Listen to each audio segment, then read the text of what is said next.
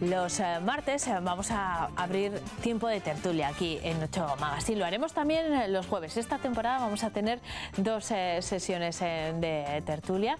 Y en la primera tertulia de esta temporada vamos a hablar, como les acabamos de avanzar junto con Israel y Verónica, de los efectos de la crisis económica hace justo 10 años que estalló lo que primero fue una crisis financiera y luego pues ha derivado en muchas más cuestiones que vamos a ir analizando. Permítame primero saludar a mis tertulianos de esta noche. Me acompaña Salomón Ortega. ¿Cómo estás? ¿Qué tal? Bienvenido. Hacía algunas semanas que no nos veíamos. ¿Todo bien? Después de las vacaciones, muy bien. Muy bien, me alegro de que te incorpores a esta mesa, Salomón. A Andrés Amayuelas le hemos visto recientemente. ¿Qué tal, Andrés? Buenas noches. Muy bien, buenas noches. Pero bueno, cambiamos de temporada, ¿eh? Hemos cambiado de plató y no cambiamos de estilo porque nos va bien con el nuestro, pero hemos cambiado de plató. La semana pasada también nos acompañaba Cristino Díez. ¿Cómo estás, Cristino? Bueno, buenas bien, noches. Bien. Trabajando mucho porque me toca ahora. Muy bien. Bueno, y el verano también, ¿eh? Que yo, lo mío... Sí, lo del mes de vacaciones. El trabajo cuando gusta, gusta. Entonces, para mí no es trabajo. Por eso la gente dice que no trabajo en la puñetera vida.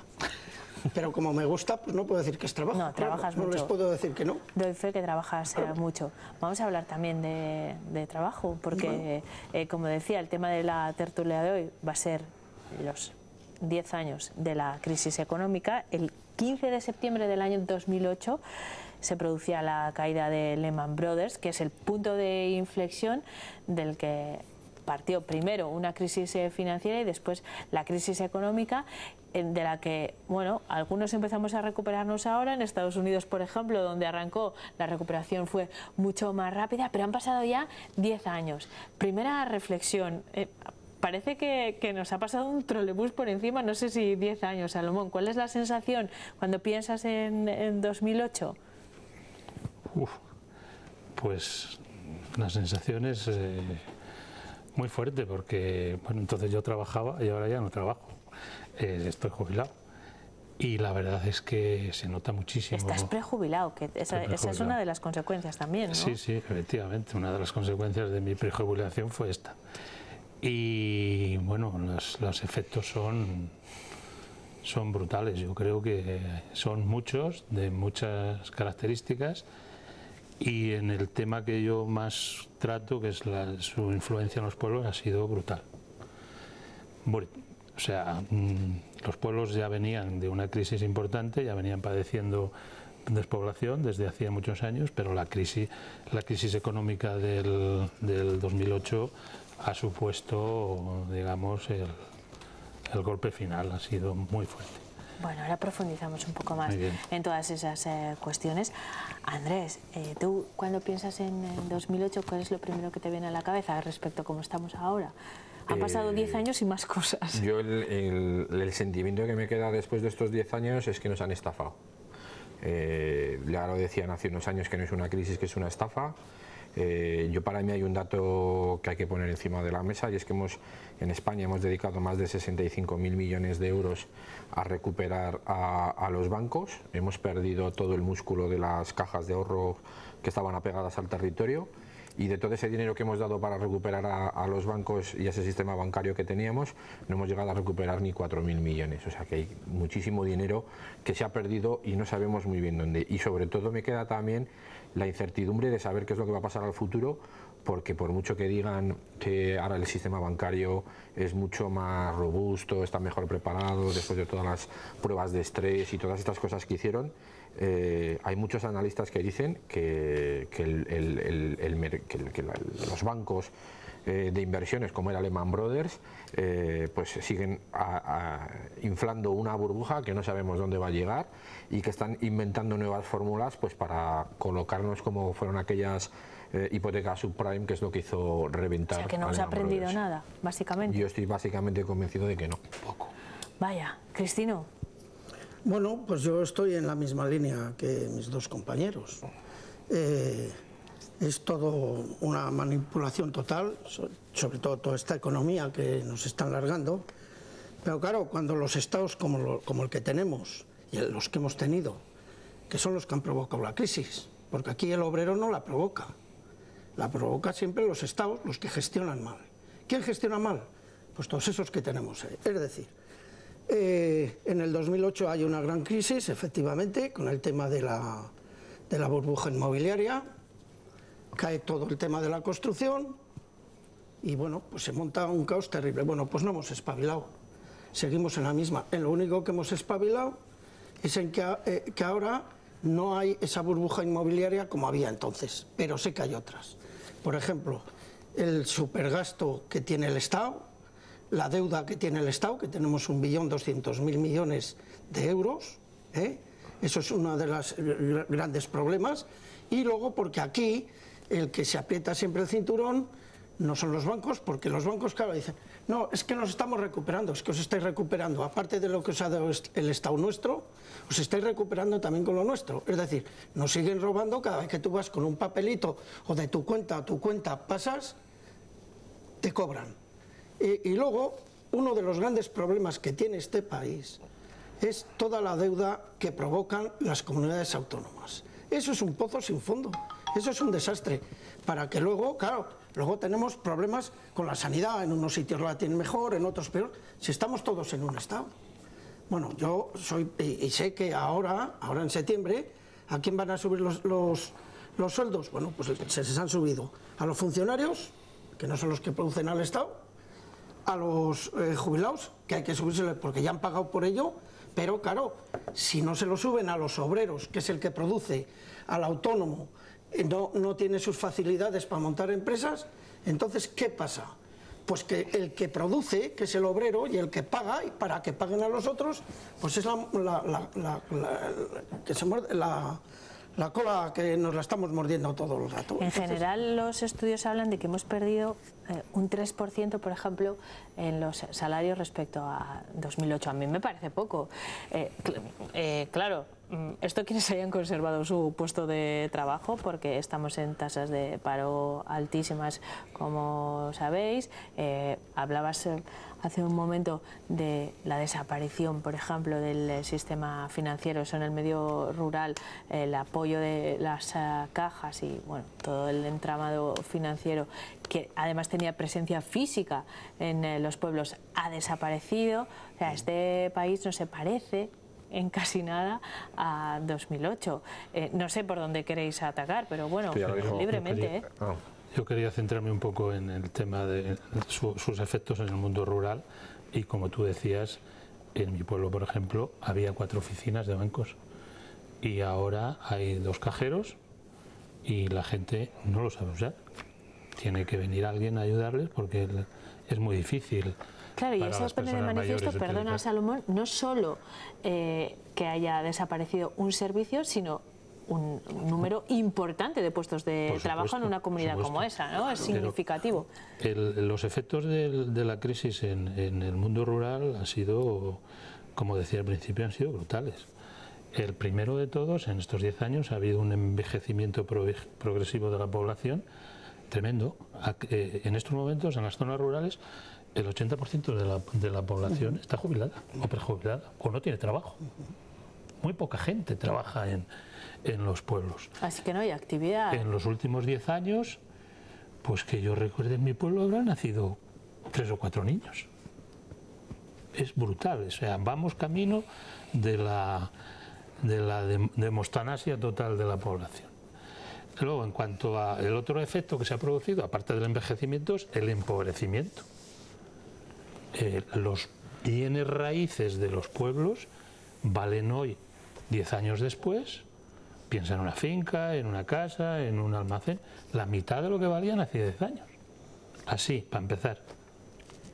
O sea, el empobrecimiento ha sido brutal. Y yo creo que eso está grabado también un poco con lo que decía Nica, que nos llama la atención, que solo hemos perdido un 3% en relación a los salarios, pero yo creo que es un 3% si lo comparamos con el nivel que había en el año 2010. No hablamos de todo lo que ha habido por medio del bache que hemos pasado Y no hablamos tampoco, como está diciendo Salomón, de la depreciación que han tenido muchos de los bienes que teníamos y sobre todo del incremento del precio de la vida, ¿no? O sea, que al final tenemos algo menos de sueldo, parece que tenemos algo menos de sueldo, pero las cosas cuestan, se han ido incrementando el valor, ¿no? Entonces al final realmente tenemos menos poder adquisitivo y una de las grandes especies en extinción que nos han dejado estos 10 años de crisis es la clase media. O sea, olvidémonos de que, y además hay gente que lo dice, que los que estamos aquí, pues nuestros hijos vivirán mejor que nosotros, porque parece que vamos un poco al revés, ¿no? A más precariedad, a más inestabilidad y demás.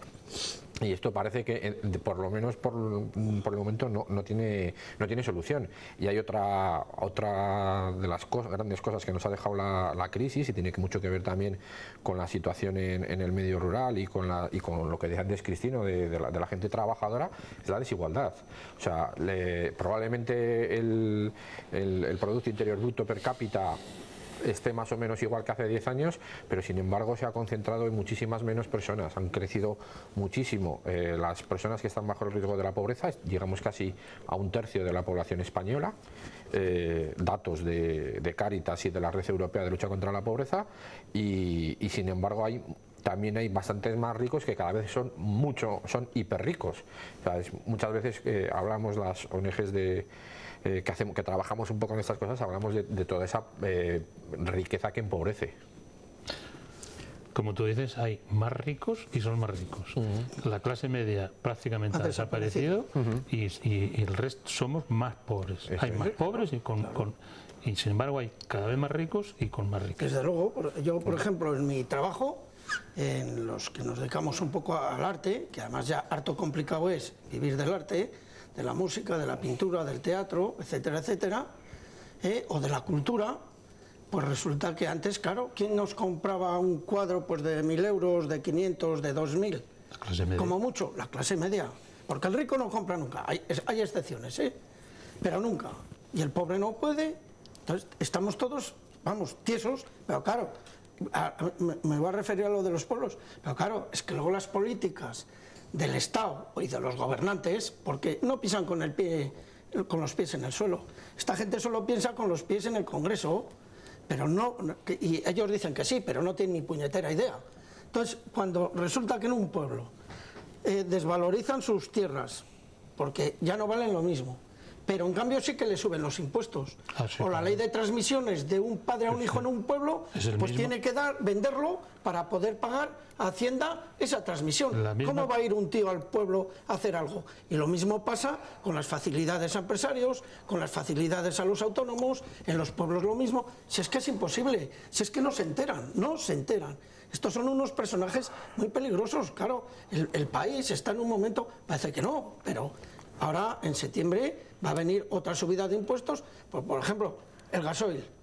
Si cualquiera que va a un pueblo pues intenta gastar menos gasolina. En los pueblos todos gasoil. Claro, todos. Bueno, pues a esos son a los que machacan. Eso sí, se les llena, como siempre están engañando al personal, dicen, no, es que el gasoil contamina. El que contamina eres tú, por mentiroso y sinvergüenza.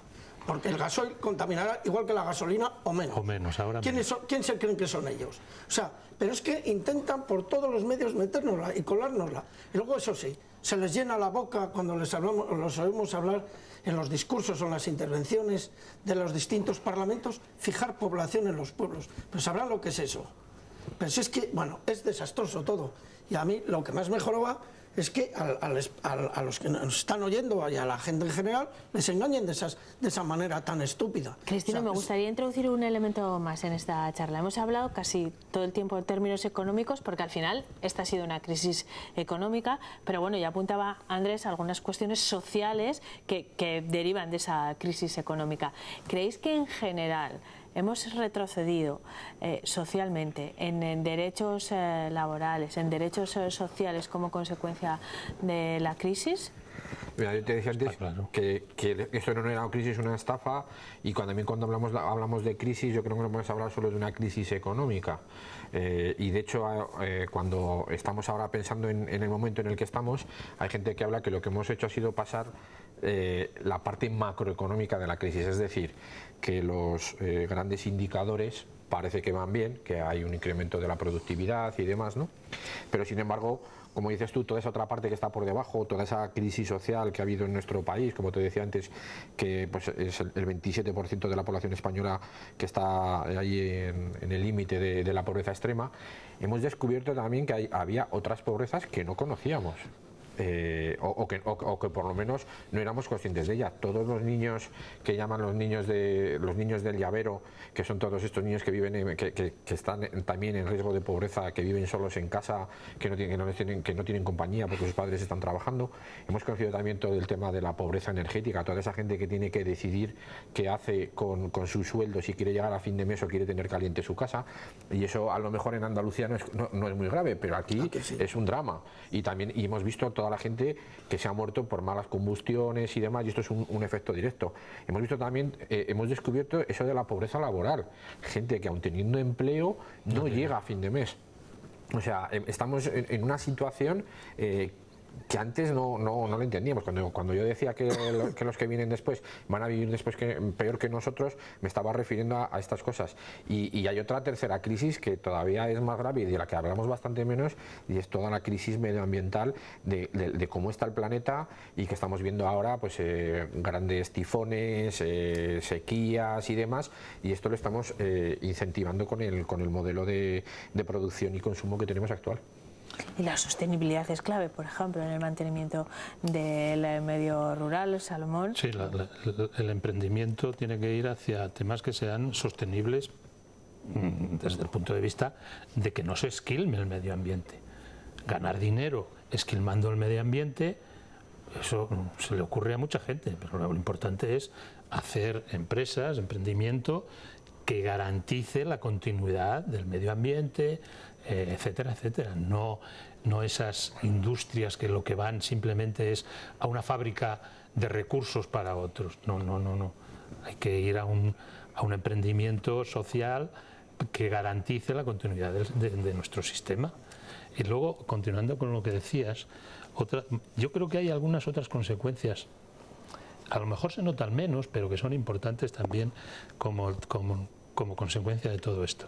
Y esto es percepción mía, he notado que ha crecido muchísimo la desconfianza hacia las instituciones, fruto de todo esto. Claro. Ya lo habías dicho tú, efectivamente.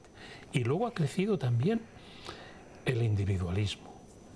Estamos en Castilla, que siempre ha sido individualista, pero yo creo que con la crisis el tema de asociarse y juntarse y trabajar juntos se acabó. Cada uno va a la suyo, el individualismo es lo que prima, la desconfianza en las instituciones, y si puedo aprovecharme y esquilmar el medio ambiente para conseguir beneficios fáciles, bien, si no, no arriesgo nada. Pues yo te iba a decir dos cosas. La primera, hablando de sostenibilidad y de medio rural, no se puede pensar en sostenibilidad medioambiental con un medio rural despoblado.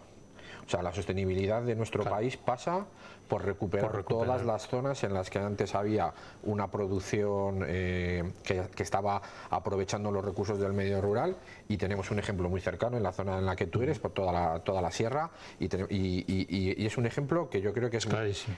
No hay ni un incendio en la sierra. ¿Por qué? Porque es un sitio que está produciendo de lo que vive la gente de los alrededores, y eso es mantener la sostenibilidad con el aprovechamiento para las poblaciones. Y la segunda, tú dices, y puede ser y puede parecer que haya crecido el individualismo y incluso hasta la falta de solidaridad, pero sin embargo, fíjate que las ONGs hemos pasado unos años muy malos porque nos han recortado las ayudas, porque parecía que no llegábamos a cubrir todas las necesidades de la gente con la que estamos trabajando.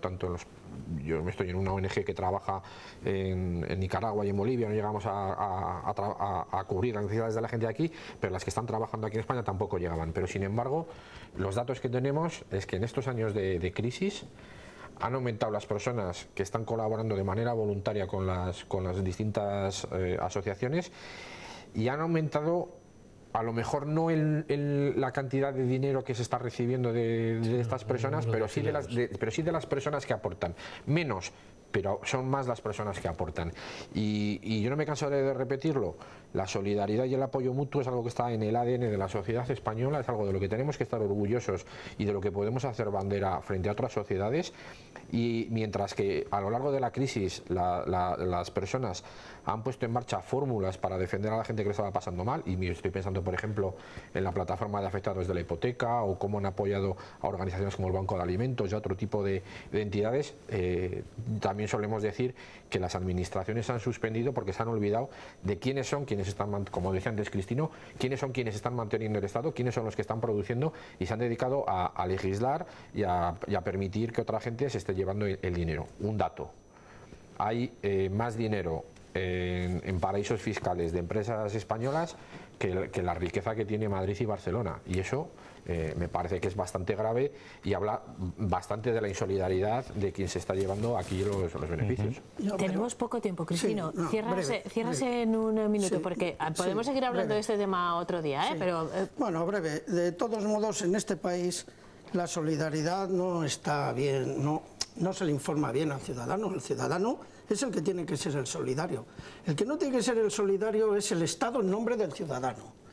Lo primero que hay que hacer es decir al ciudadano: vamos a ser solidarios, pero nosotros, no usted, con lo que me quita, va a ser usted el solidario por mí. Eso para empezar. El Estado tiene que ser justo. Eso es. Y el Estado, como ahora llevamos unos buenos años con distintos gobiernos, de que el papá Estado es el que nos quita el dinero para decirnos lo que nos tenemos que gastar nosotros, bueno, pues es un puñetero desastre.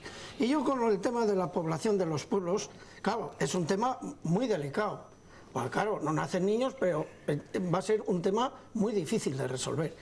Y luego es que encima tampoco se ponen medios. Por ejemplo, los pueblos rurales, en el tema de Internet, que podría estar muchísima gente trabajando allí en cualquier pueblo, pero tienen que tener, y no lo pueden tener. No lo tienen porque es fundamental. En esta provincia hay tela que cortar con eso, ¿eh? En esta provincia hay mucha tela que cortar con eso. Hombre, pues por eso. Esta provincia y en esta comunidad autónoma. Y en esta comunidad autónoma. Pero lo tenemos que dejar aquí, lo dejamos para otro día. Volvéis otro día y hablamos de esto. Yo creo que sí, que es importante. Estupendo. Vale, pues otro día hablamos de nuevas tecnologías en el medio rural y de lo que queráis. Cristino, Andrés, Salomón, muchísimas gracias. No os mováis porque nos vamos a poner al día. Vamos a abrir nuestro informativo Express, que en 2 minutos nos resume la actualidad de la jornada.